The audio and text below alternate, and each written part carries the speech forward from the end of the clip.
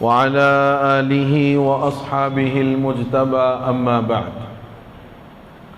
فأعوذ بالله من الشيطان الرجيم بسم الله الرحمن الرحيم إن عدة الشهور عند الله 12 شهرا في كتاب الله يوم خلق السماوات والأرض منها 4 حرم وقال رسول الله صلى الله عليه وسلم اللهم بارك لنا في رجب وشعبان وبلغنا رمضان او كما قال صلى الله عليه وسلم۔ بزرگان محترم، قابل احترام عزیز بزرگوں اور نوجوان بھائیوں، سیرت کا ہمارا سلسلہ چل رہا ہے ربیع الاول کے مہینے سے، لیکن آج کی نشست کے لیے اس سلسلے کو موقوف کر دیا گیا، اور آج ہماری جو گفتگو ہوگی وہ ماہ رجب کے فضائل اور اس کی اہمیت پر۔ پھر انشاءاللہ اگلے جمعہ سے اسی موضوع پر ہماری بات ہوگی انشاءاللہ۔ رجب اسلامی سال کا 7واں مہینہ ہے،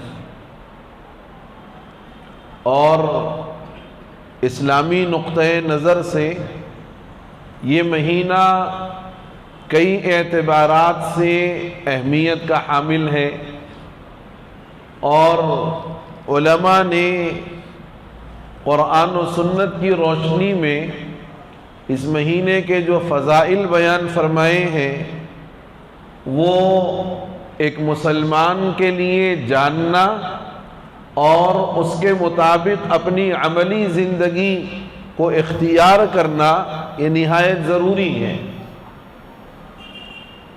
اس لیے کہ انسان اپنی تاریخ سے پہچانا جاتا ہے، انسان اپنی اسلامیات اور اسلامی تاریخ کے حوالے سے یاد کیا جاتا ہے۔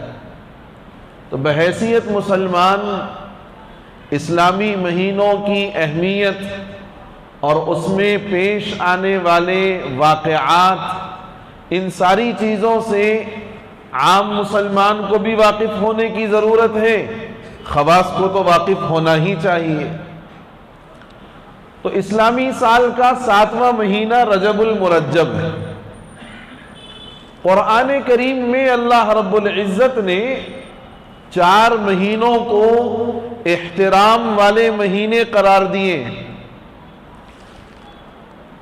ذوالقعدہ، ذوالحجہ، محرم، رجب۔ 3 ثلاث متوالیات، 3 مہینے وہ ہیں جو لگاتار آتے ہیں۔ ذوالقعدہ جو ہمارے دکن کی اصطلاح میں بندے نواز کا مہینہ کہلاتا ہے، ذوالقعدہ، ذی الحجہ یعنی بقرعید، محرم اور رجب۔ یہ 4 مہینوں کے متعلق اللہ رب العزت نے قرآن پاک میں ارشاد فرمایا منہا 4 حرم۔ ان 12 مہینوں میں 4 مہینے وہ ہیں جو حرمت والے ہیں، عزت والے ہیں، قابل تکریم ہیں، احترام والے مہینے ہیں۔ کیوں ہیں؟ علماء نے اس کی 2 وجوہات لکھی۔ زمانہ جاہلیت میں چونکہ آپس میں لڑائیوں کا سلسلہ رہتا تھا، اور بعض قبائل کی بعض دوسرے قبائل سے 100 سال 150 سال تک کی لڑائیاں جاری رہی۔ ہر خاندان کا بڑا جب اس کا آخری وقت ہوتا تو اپنے وارثوں کو بلا کر یہ وصیت کرتا کہ فلاں خاندان، فلاں قبیلے سے ہماری لڑائی ہے، تم اس کو برقرار رکھنا، اس کو چھوڑنا نہیں۔ لیکن اس کے باوجود اہل عرب میں جاہلیت کا زمانہ رہا، لیکن پھر بھی ان 4 مہینوں کو عظمت والا مہینہ سمجھا جاتا تھا۔ اپنی جہالت کے باوجود، دین اسلام کے ابھی وہاں پر نہ پہنچنے کے باوجود 4 مہینے وہ تھے جس کو قابل تعظیم سمجھا جاتا تھا، جن کی وہاں گویا یوں سمجھیے کہ تکریم کی جاتی تھی، وہ مہینے محترم سمجھے جاتے تھے، اور اس کا طریقہ یہ تھا کہ اپنی لڑائیاں ان مہینوں میں یہ لوگ بند کر دیتے، کہتے کہ یہ عظمت والے مہینے. تو ایک تو اس میں قتال سے اپنے آپ کو روکتے، اور دوسرا اس لیے کہ یہ قابل احترام مہینے ہیں، عظمت والے مہینے ہیں، متبرک والے مہینے ہیں. امام ابو بکر جساس رازی رحمت اللہ علیہ بہت بڑے مفسر گزرے، اور قرآن پاک کی انہوں نے عربی کے اندر بڑی بہترین اور جامع تفسیر کی ہے. انہوں نے اپنی کتاب میں لکھا ہے اس آیت کے تحت میں کہ حرمت والے مہینوں کی خصوصیت یہ ہے، ان مہینوں کی خاص بات یہ ہے کہ جو بندہ اس مہینے میں اپنے آپ کو نیکی کے راہ پر ڈال لیتا ہے، اس نیکی کی برکت سے سال کے اگلے مہینوں میں اور سال کے بقیہ مہینوں میں اس کو نیکی کرنا آسان ہو جاتا ہے. یعنی جو بندہ ان محترم مہینوں میں اپنے آپ کو نیکیوں کا عادی بنا لے، نماز کا اہتمام، تلاوت کا اہتمام، صدقے کا اہتمام، ذکر کا اہتمام، اور لوگوں کی مدد کرنے کا اہتمام، لوگوں کے ساتھ حسن سلوک کرنے کا اہتمام، یعنی جتنی نیکی کی قسمیں ہیں وہ ساری اگر کوئی بندہ اختیار کر لے، یا جتنا اس سے ممکن ہو سکتا ہے ان نیکیوں کو اختیار کر لے، فرماتے ہیں کہ اس نیکی کی برکت یہ ہوگی کہ سال کے دوسرے مہینوں میں نیکی کرنے کی اللہ رب العزت توفیق عطا فرمائیں گے. اور اسی طریقے سے جو بندہ ہمت کر کے، اپنے حوصلے کو مضبوط کر کے اور اپنے نفس پر قابو پاتے ہوئے ان محترم مہینوں میں اگر گناہ سے اپنے آپ کو روکتا ہے، اللہ کی نافرمانیوں سے اپنے آپ کو بچاتا ہے، رسول اللہ صلی اللہ علیہ وسلم کی سنتوں پر چلنے کا اپنے آپ کو عادی بنا لے اور سنت کے خلاف کرنے سے اپنے آپ کو محفوظ رکھے، فرمایا جو بندہ اس مہینے میں یا ان محترم مہینوں میں گناہ سے اپنے آپ کو بچاتا ہے، اللہ سال کے دوسرے مہینوں میں گناہوں سے بچنے کی توفیق اس کو عطا فرماتے ہیں. یہ وہ خصوصیات ہیں کہ اگر بندے مومن واقعی اس کو اختیار کر لیں اور اس کے مطابق اپنی عملی زندگی ان محترم مہینوں میں گزار کر کے دیکھیں، یقیناً اس کے اثرات اس کی زندگی پر پڑیں گے. نیکیوں کا مزاج بنایا جائے اور گناہوں سے اپنے آپ کو روکا جائے، فرمایا یہ مزاج اگر بنے گا تو بقیہ سال کے مہینوں میں نیکی کرنا آسان، گناہ سے بچنا آسان ہوگا انشاءاللہ. دوسری اہم بات، محترم اور متبرک مہینوں میں جہاں نیکی کرنے کا ثواب زیادہ ہوتا ہے، وہیں گناہ کرنے کا وبال بھی زیادہ ہوتا ہے. کہ اگر کوئی بندہ اس متبرک اور مبارک مہینے میں نیکیوں میں سبقت کر رہا ہے، بھلائیوں میں سبقت کر رہا ہے، خیر کے کاموں میں آگے بڑھ رہا ہے، بہت اچھی بات ہے، اللہ اس کے ان اعمال پر اس کو دگنا ثواب عنایت فرمائیں گے، کیونکہ یہ محترم مہینہ ہے، مقدس مہینہ ہے، عظیم مہینہ ہے. اور اگر کوئی بندہ خدا نخواستہ نفس و شیطان کے تقاضے میں آ کر گناہوں کی طرف چل دے، اللہ کی نافرمانیوں کی طرف اگر چلا جائے، تو فرمایا کہ جیسے نیکیوں کا گرافٹ ہم نے بڑھا دیا اور ہم نے اس کے ثواب کو زیادہ کر دیا، اگر کوئی گناہ کرتا ہے تو اس گناہ کا وبال بھی بڑھا دیا جاتا ہے. اس لیے اس مہینے کی خصوصیات میں یہ چیز ہے کہ اپنے آپ کو ہم نیکیوں کا عادی بنائیں، خیر کی طرف اپنے آپ کو لے جائیں، اور گناہ سے، اللہ کی نافرمانیوں سے، اور وہ چیزیں جو ایک مومن کے شایان شان نہیں ہیں، جو ایک ایمان والے کو زیب نہیں دیتی، ان اعمال سے اپنے آپ کو بچائیں اور بالخصوص اپنے ماتحتوں کو نیکیوں کا حکم کریں. احادیث مبارکہ جو رجب کے مہینے سے متعلق کتب احادیث کے اندر ملتی ہیں، پہلی حدیث جس کے ذریعے سے اللہ کے نبی صلی اللہ علیہ وسلم نے امت کو پیغام دیا ہے، ایک تو ہے اس دعا کا اہتمام جو رجب کا چاند دیکھنے کے بعد ہر بندے مومن کو کرنا چاہیے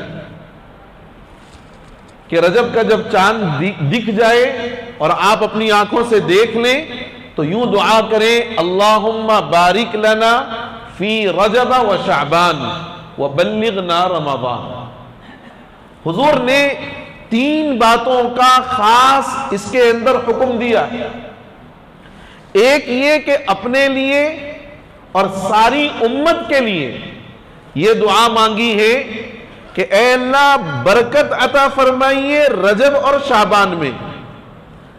برکت کا کیا مطلب ہے؟ برکت کا کیا مطلب ہے؟ برکت کہتے ہیں کہ انسان کی عمر میں، انسان کی صحت میں اور انسان کو اعمال خیر کرنے کی طاقت میں اللہ وہ اضافہ نصیب فرمائے کہ اس کی عمر بڑھے اور وہ رمضان کو پالے، اس کے اندر جسمانی طاقت و قوت اتنی آ جائے کہ وہ رمضان کے روزوں کو بآسانی ادا کر سکے، اور اللہ مال و دولت کے اندر بھی ایسی برکت عطا فرمائے کہ رمضان آئے تو جہاں ایک نیکی کا ثواب 700 کے برابر ہو جاتا ہے، اپنے مال کو اللہ کے راستے میں خرچ کرنے والا بن جائے۔ ایک برکت کی دعا یہ فرمائی، اور ساتھ میں یہ بھی فرمایا بلغنا رمضان، رمضان تک ہمیں پہنچا دیجئے، اس لیے کہ رمضان یہ امت کا مہینہ ہے۔ ایک روایت میں یہ بھی ہے کہ رجب شعبان شہری و رمضان شہر اللہ، شعبان میرا مہینہ ہے، رمضان اللہ کا مہینہ ہے، اور بندہ جو اس مہینے میں اللہ کی عبادت کے ذریعے سے اس کا تقرب حاصل کر لے وہ اس بندے کا بھی مہینہ ہے، اس معنی کر کے وہ اس کے لیے عبادت کا مہینہ ہے، عبادت کا موسم۔ تو حضور کی حدیث ہے کہ اس دعا کے اہتمام کے ساتھ حضور نے گویا یہ سبق دیا کہ رجب کے مہینے سے رمضان کی تیاری شروع کر دی جائے، رجب کے مہینے سے رمضان کی تیاری شروع کر دی جائے۔ عموماً جو حفاظ ہوتے ہیں وہ لوگ عام طور پر رجب کا مہینہ آتا ہے تو اب قرآن کی طرف عام دنوں میں بھی متوجہ ہوتے ہیں، لیکن رجب کے مہینے سے تھوڑا اہتمام اور زیادہ ہو جاتا ہے کہ بھئی رمضان قریب ہے، قرآن سنانا ہے۔ تو جیسے حفاظ کا یہ عمل کہ وہ اپنے آپ کو قرآن سے جوڑ رہے ہیں، ہم عام مومنین کے لیے بھی یہ عمل ہونا چاہیے کہ رمضان میں چونکہ ایک نفل کا ثواب کتنا 70، ایک نفل کا ثواب 70، رجب کے مہینے سے اپنے آپ کو نفل پڑھنے کا عادی بنانا چاہیے۔ کیوں؟ اس لیے کہ رمضان میں کوئی نفل نہیں چھوڑنا، اور ساتھ ہی ساتھ تراویح کی 20 رکعات ادا کرنی ہے۔ تو یہ جو رمضان کے اندر عبادات کی کثرت ہوتی ہے، اس عبادات کے کرنے کا اپنے آپ کو عادی بنانا ہے، اور اس کا طریقہ یہ ہے کہ رجب کے مہینے سے نوافل کی کثرت شروع کر دی جائے، سنت مؤکدہ کا اہتمام کیا جائے۔ حضور نے فرمایا، میں نے شاید اس سے پہلے بھی یہ بات کہی کہ اگر کوئی بندہ جنت میں اپنا گھر بنانا چاہتا ہے، حضور نے فرمایا 5 فرض نمازوں کے ساتھ 12 رکعات اور پڑھ لو۔ جو بندہ جنت میں اپنا گھر بنانا چاہتا ہے، بتاؤ بھئی کون ہے جو جنت میں اپنا گھر نہ بنانا چاہے؟ ہے کوئی؟ ہر بندے مومن اس کی دلی تمنا ہے، اس کی آخری خواہش یہی ہے کہ صاحب مجھے اللہ کے کرم سے اور اس کے فضل سے حضور کے صدقے اور آپ کی شفاعت میں جنت مل جائے اور جنت میں ایک مکان مل جائے۔ ہر بندے مومن کی یہ تمنا ہے۔ حضور نے فرمایا 5 نماز جو فرض ہیں ان کے ساتھ 12 رکعات مزید پڑھ لو پابندی کے ساتھ۔ فجر میں فرض نماز کے پہلے 2 رکعت سنت، ظہر میں فرض سے پہلے 4 اور فرض کے بعد 2، کتنی ہو گئی؟ 8 ہو گئی کل۔ اس کے بعد مغرب میں فرض نماز کے بعد 2 رکعت 10، عشاء میں فرض نماز کے بعد 2 رکعت 12۔ یہ 12 رکعت واجب تو بہرحال پڑھنا ہی ہے، اس کا مقام فرض کے مان بعد ہے۔ عشاء کی جو واجب نماز ہوتی ہے اس کا مقام فرض کے فوراً بعد ہے، اس کے بعد درجہ ہے سنت مؤکدہ کا۔ اسی لیے آپ نے سنا ہوگا یا مسئلہ آپ نے معلوم کیا ہوگا کہ جیسے فرض نماز اگر کسی کی چھوٹ جائے تو قضا کرنی ہے، ایسے ہی وتر کی بھی قضا کرنی ہے، وتر کی بھی قضا کرنی ہے، سنت کی قضا نہیں ہے لیکن وتر کی قضا ہے۔ تو یہ 12 رکعات اگر پڑھ لیں، حضور فرماتے ہیں کہ میں اس بات کی ضمانت لیتا ہوں، میں گارنٹی لیتا ہوں کہ جنت کے درمیان میں اس کا محل بنا کر اللہ اس کو عطا فرمائیں گے۔ تو یہ 12 رکعتوں کا خاص اہتمام اور اس کے ساتھ ساتھ نوافل کا اہتمام، تاکہ رمضان کی تراویح پڑھنے میں طبیعت کے اوپر کوئی بوجھ نہ پڑے، طبیعت پر کوئی گرانی محسوس نہ ہو۔ اور میرے بزرگوں اس بات کا بھی اہتمام کرنا کہ رمضان میں ہماری مساجد جیسے 1 سے لے کر 1 ہفتہ 10 دن تک جیسی بھری بھری رہتی ہیں تراویحوں کے اندر، چاند دکھنے تک ایسی بھری ہوئی رہیں گی انشاءاللہ۔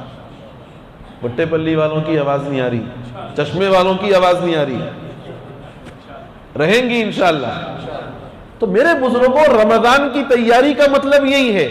حضور رجب سے رمضان کی تیاری فرماتے تھے کہ عبادات کے اندر کثرت، زکوٰۃ صدقات دینے کے اندر اپنے آپ کو آگے بڑھنا اور اپنے مال کو اللہ کے راستے میں خرچ کرنا۔ دوسرا، تاریخ کے حوالے سے رجب کے مہینے کی اہمیت کیا ہے؟ اس مہینے میں بطور خاص 2-3 چیزیں پیش آئی ہیں جو عام طور پر ایک مومن کے لیے بہت اہتمام سے یاد رکھنے کی ضرورت ہے۔ ایک چیز کا ہمیں علم ہے کہ رجب کے اندر واقعہ معراج پیش آیا، رجب کے اندر واقعہ معراج پیش آیا، اور ہر سال جب واقعہ معراج کی تاریخ آتی ہے، ہر سال واقعہ معراج کی تاریخ آتی ہے، یہ آپ سمجھتے ہیں اور یہ بات آپ بہتر طریقے سے مجھ سے جانتے ہیں کہ برتھ ڈے زندگی میں 1 مرتبہ آتا اور ڈیٹ آف برتھ ہر سال آتی، نہیں آتی؟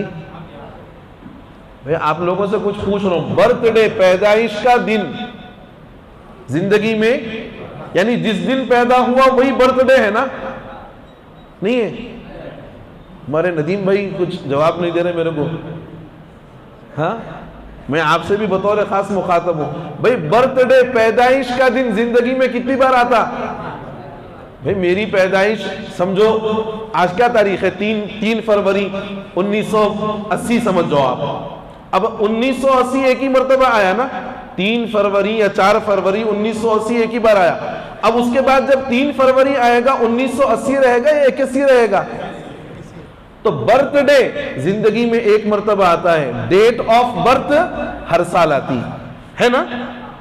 واقعہ معراج اللہ کے رسول صلی اللہ علیہ وسلم کا وہ محیر العقول معجزہ ہے، اور سیرت کا ایسا چمکتا ہوا باب ہے کہ اس سے پوری انسانیت کو ایسا سبق ملا ہے کہ بھئی نیکی کرنے والوں کا اجر کیا ہے، گناہ کرنے والوں کا عذاب کیا ہے۔ حضور نے جنت کا بھی مشاہدہ فرمایا، جہنم کا بھی مشاہدہ فرمایا، دیدار الہی سے آپ مشرف ہوئے۔ ساری خصوصیات جو واقعہ معراج کی ہے اللہ کے رسول صلی اللہ علیہ وسلم کو اللہ نے عطا فرمائی، حضور نے اپنی آنکھوں سے جا کر کے دیکھا۔ لیکن ہر سال جو آتی ہے تاریخ شب معراج، کیا ہے؟